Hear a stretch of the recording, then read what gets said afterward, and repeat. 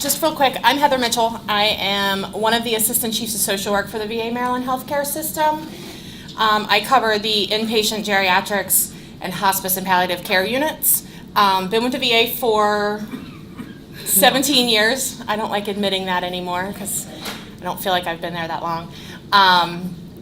We've been joking for the last couple of weeks as we've been trying to put this together that giving you the VA in an hour and a half is an impossible task, but we will do our best to get you the information that will hopefully be most helpful for you, and we're going to leave plenty of time for questions. Okay. All right, and again, my name is Ave Childry. I have been with the VA for 8 years. And actually, Heather and I started out as colleagues in our respective areas, and now she is my boss. Hence why she's been there as long as she has. So I've worked in kind of a variety of different settings. I've done inpatient, outpatient, mental health, as well as the medicine side, and now back on the geriatrics and extended care side, so which includes our hospice unit as well. So between the two of us, I think we've pretty much covered every service with the exception of suicide prevention and maybe homeless with the VA. So we have a lot of information in our brains that hopefully we can provide to you to help make it relevant for what you do on your day-to-day. Okay. So first things first, this confuses a lot of people. So the VA is a cabinet level agency, so the Department of Veterans Affairs is our cabinet level. But within that, there are 3 separate agencies. So the Veterans Benefits Administration, or VBA, they manage the financial things. So if you hear somebody getting money from the VA or getting education benefits, they've done that through VBA. Then there's the Veterans Health Administration, which kind of self-explanatory, we are the healthcare side of the house. And then the third branch of the VA is the National Cemetery Administration, which administers not only all of the burial benefits that veterans are entitled to, but they also manage all of the national veteran cemeteries. So we're not going to touch a whole lot on that third branch today. There's lots and lots of information online for that. We're going to focus mainly on the health and then get a little bit into the benefits as well. So since you all are local, we figure we would focus the presentation on our local system. We are known as the VA Maryland Healthcare System, or in our world, the VAMICS. We have 3 medical centers within our system. They are located in Baltimore on Green Street, right next door to University of Maryland. Perry Point, which I think you probably are all pretty familiar with, just across the bridge. And then newly, the Loch Raven facility has been changed to a medical center. So on Loch Raven Boulevard at the Alameda, we have outpatient services, and we have our community living center, which is what we call our nursing home care units. We also have community-based outpatient clinics. So these facilities are only outpatients. They don't do any inpatient services. They are at Glen Burnie, Cambridge, Fort Howard, sort of, I'll talk about that in a second, Pocomoke, and Fort Meade. We have expanded services at the outpatient clinic, so our veterans can get mental health care, which they weren't able to years ago, at the CBOX. Sorry about all the acronyms, it is the federal government. If I say something and you're not quite sure what it means, just flag me down. And we're doing some specialty care at the CBOX, but again, a lot of that is done at the medical centers. So if we have a veteran that needs to see cardiology, they're not going to be able to do that in Cambridge. They're going to have to come to one of the bigger facilities. Backtracking to Fort Howard, that facility is actually closed right now. We are seeing Fort Howard patients, and it's maintained its name as Fort Howard Clinic, but they're being seen at the Loch Raven Clinic. We're getting ready, hopefully by middle of next year, a facility will be open near Franklin Square that's going to take over the Fort Howard client base. So we're really happy about that. Okay, so nuts and bolts of the VA. We figured we'd start at the beginning. How do we get somebody enrolled? If they have never been seen in the VA before, there is an application that needs to be completed. It's called a 1010 EZ, and we will talk to you about, but they're all available online. The VA website is wonderful. You can actually apply online as well. So you fill out the 1010EZ, and then we also need a copy of the veteran's DD-214 or discharge paper. We're going to talk about that on the next slide. If they have received VA care but not in the state of Maryland, it's a different form. It's the 1010EZR, which is the benefits renewal form. So basically, we have their initial application. Our systems all kind of talk to each other. So we're able to pull their initial information from the site where they were seen, but we need updated information. You can contact the enrollment office with their name, their social security number, and their date of birth, and you can get that process started. So you don't have to do all of the paperwork. You probably will not need a DD-214. So it makes it a little bit easier. If they have been seen in Maryland previously but have been out of care for a year, you need to do that 1010EZR. And the other piece of that is we are not going to be able to provide any services until they see a primary care doctor, since we haven't seen them in a year. So if they're going to need any equipment or any home care or anything like that, they're going to have to see a doctor before we can do anything. Okay. The other thing we've done with these slides is we've given you phone numbers for each of these areas. So you have the number here for the enrollment office. This is the enrollment office at Perry Point. They can help you even if you have somebody who is going to want to be seen at one of the CBOCs or at one of the other medical centers. Okay. This is a DD-214. We have to have this. We can't enroll somebody without it. So hopefully the veteran has maintained a copy. Some of them are really good at it and some of them aren't. If they need to get a copy, you can always check and see if we have something on file. We probably don't. They may also have something on file at the courthouse locally. They may not. So there's two ways to request a DD-214. There is an application, which is an SF-180, which is again available online. I highly recommend, though, going to archive.gov and doing it that way. You enter all of their information. They will need to give you their dates of service, their service number, I think place of birth. Right, place of birth. And then archives will mail them. Well, you have to print out a signature page, fax it to the archives, have the veteran sign it, fax it to the archives, and then they will mail the veteran a copy of their DD-214. Actually, they mail them 2 certified copies. The signature page will say that they have 90 days to do this, to send it off. It's our experience, it doesn't take anywhere near that long.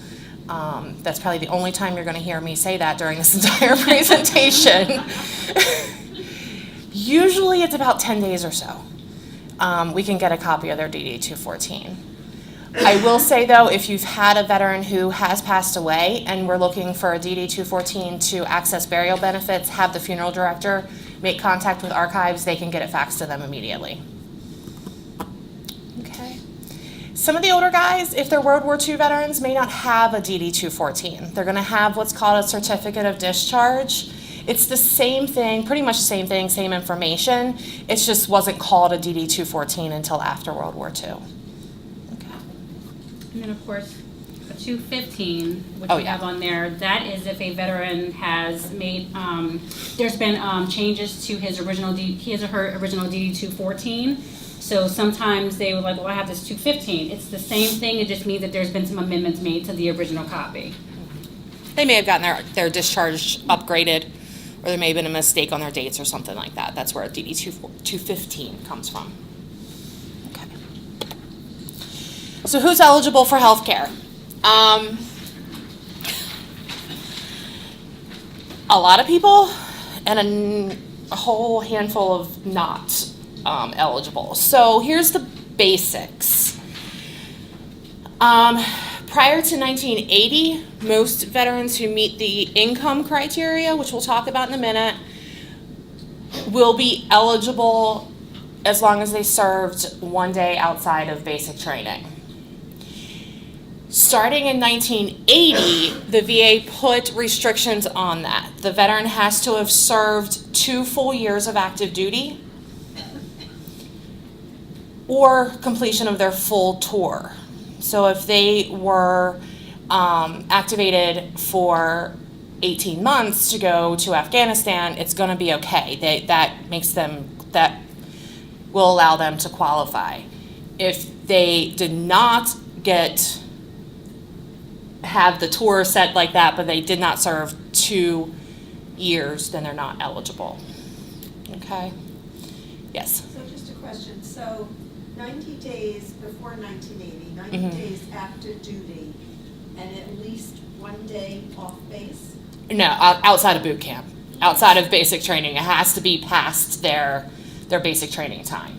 Is 90 days basic training? What is basic training? They can be in training that long. Yeah. So somebody gets 90 hurt. days plus, and they have to be outside of, okay. Just repeat the question. Oh, I'm sorry. You'll have to remind me that a million times. So it's 90 days active duty prior to 1980.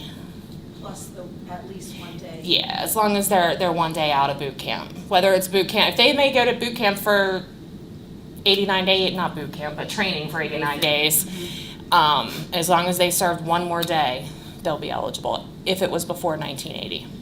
I have a client like that. We have a few. And I thought, that can't be right. Yeah. He has had a slew of benefits. Yeah. Tons. Yeah.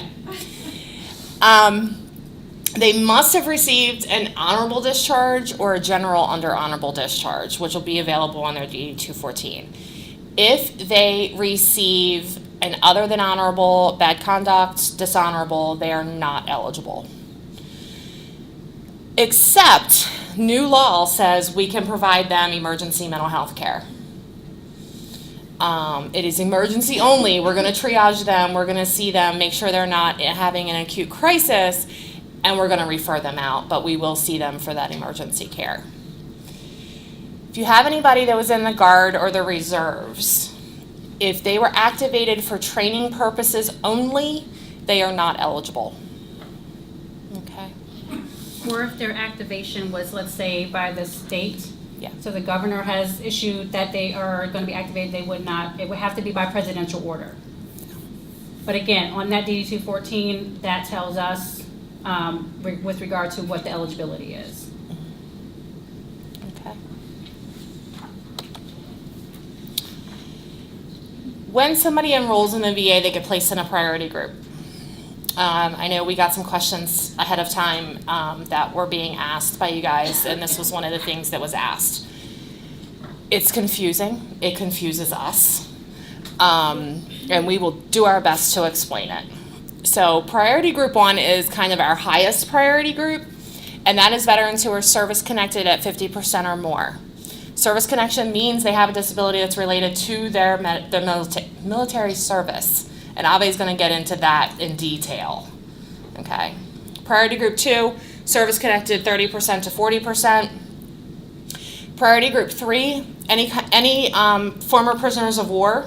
But I'm going to tell you that if they're not in priority group 1 because of their service connection, we have work to do. Because we can get them service connected. If they received a Purple Heart or if they're service connected at 10 or 20%.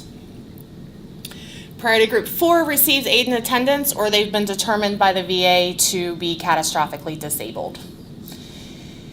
Priority group 5, if they receive a non-service connected pension, if they are Medicaid eligible, or if their income is below our geographically adjusted income limit. Now, I purposely did not put these on the slides. They change every single year. They're going to change January 1st. But right now, as of this moment, that income limit is $12,900 a year. So if their income is below that, they'll be placed in priority group 5. And that is for a single veteran. Yes. All of the dollar amounts we're going to give you are for single veterans. There's some adjustments made for those that have dependents, so if they have a spouse or if they have minor children or if they're caring for their elderly, that's considered a dependent of theirs. It's a little adjustment, but generally speaking, the amounts that we provide for you are for a single veteran. Priority group 6, if they are 0% service connected and receiving money. If they were in Vietnam, between 62 and 75, so while the Vietnam War was happening. If they served in the Persian Gulf War between 1990 and 1998. If they were on active duty stationed at Camp Lejeune, so this is Marines, for at least 30 days between 1953 and 1987.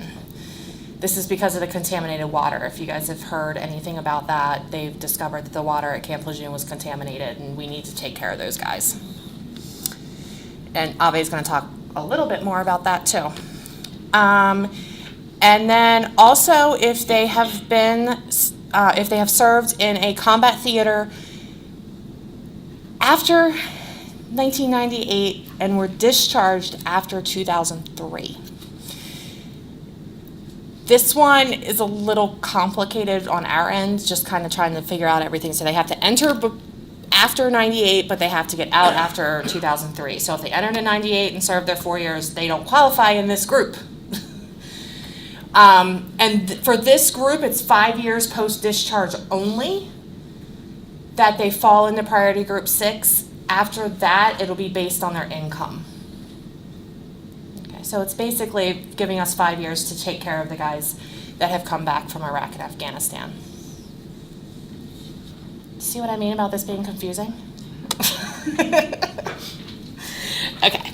Priority group 7, they have their household income is below the income limit, and they agree to pay co-payments.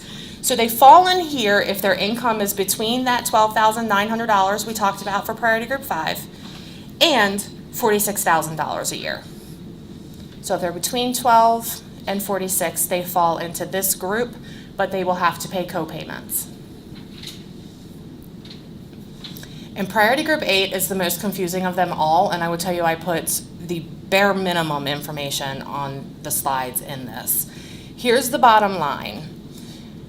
Anybody who makes between that $46,000 to put them in priority group 7 and $50,600 fall into priority group 8.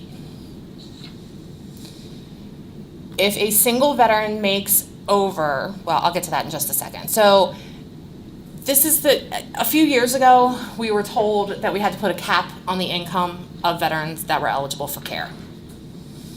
You have 2 people up here that don't necessarily agree with that rule, but that's the rule that's in place. So priority group 8 was developed out of this. They do increase the amount 10% every year so that we're not opening the floodgates back to all veterans. So if they were enrolled before 2003, it doesn't matter how much money they make. They were enrolled before this law went into place. Does that make an ounce of sense to anyone? What was the top rate? $50,600. I'm sorry, the top amount, the cutoff amount is $50,600. So any one veteran makes more than that, they're not eligible for anything, or just this? So I'm answering that question. So the question is, for veterans over $50,600, what would they be eligible for?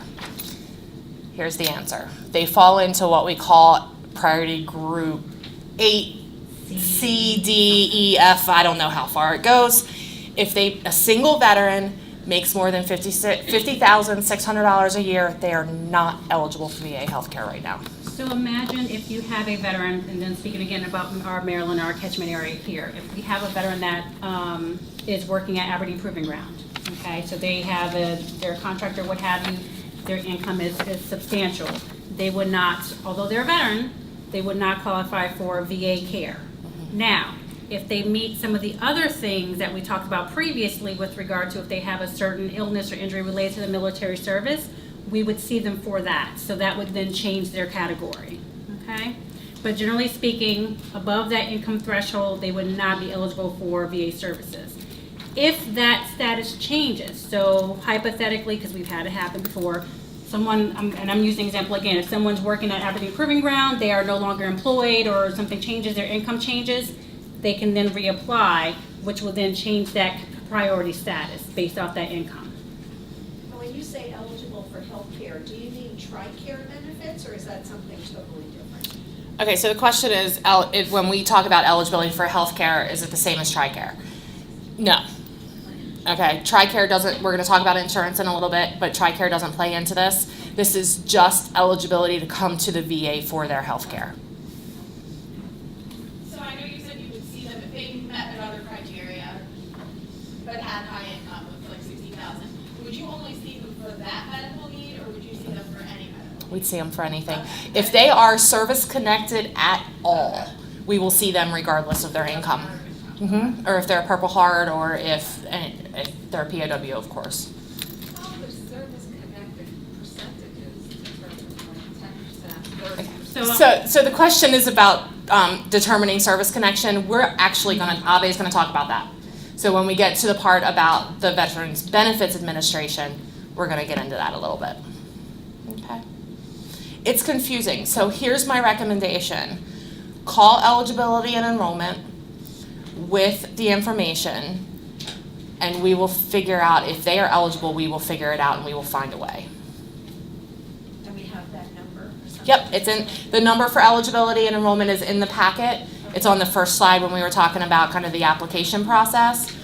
Also, you have our email addresses, and we're happy to review any cases that you have.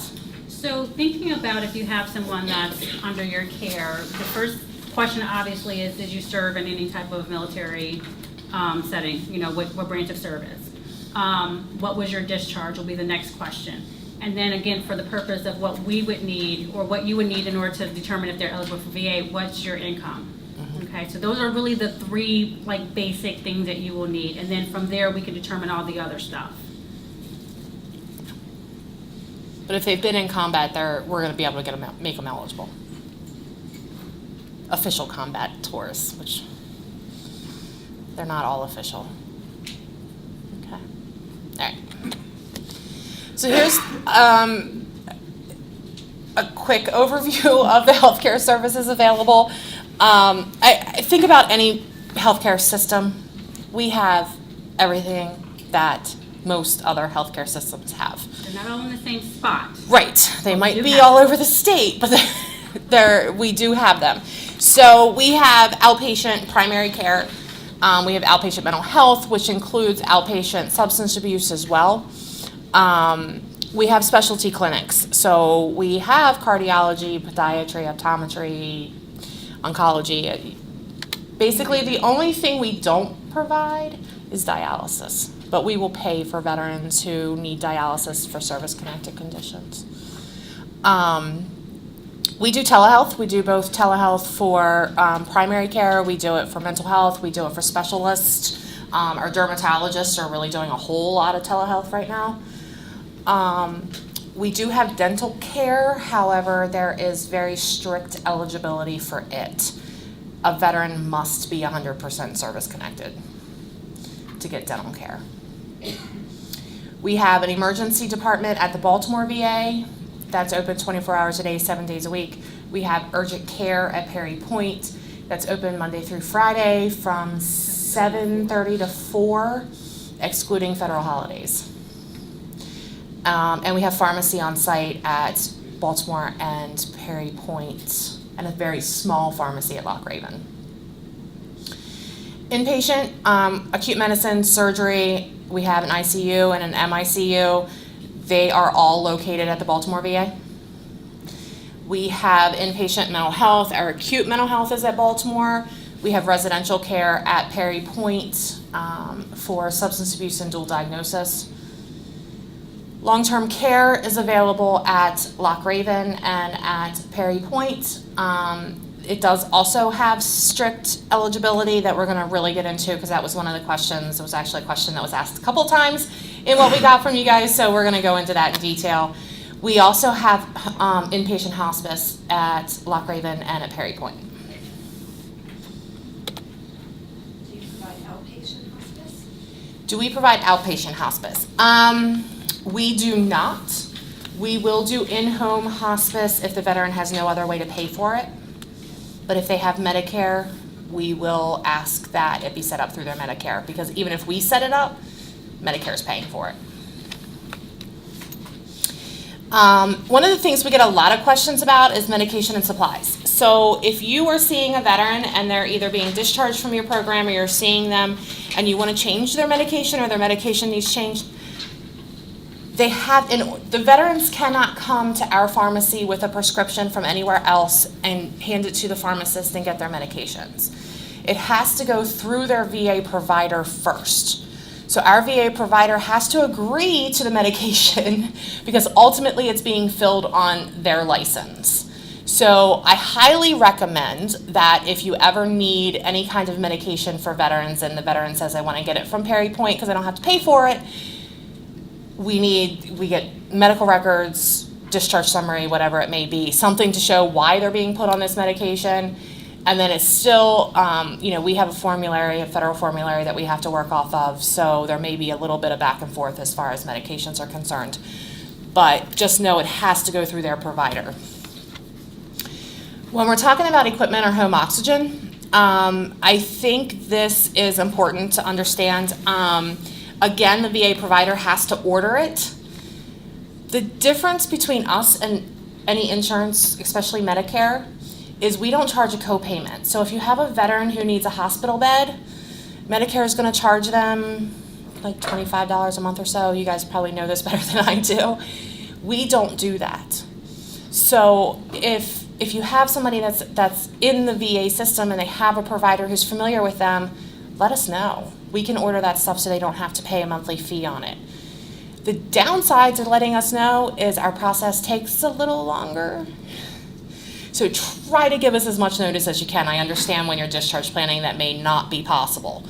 But we have had you guys order hospital beds under Medicare, and then we order one, and then once ours is ready to be delivered, the one under Medicare gets picked up, just if the veteran is truly having trouble paying the co-payments.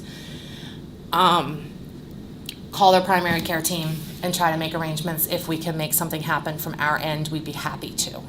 So on here, phone number for the primary care clinic. This is at Perry Point.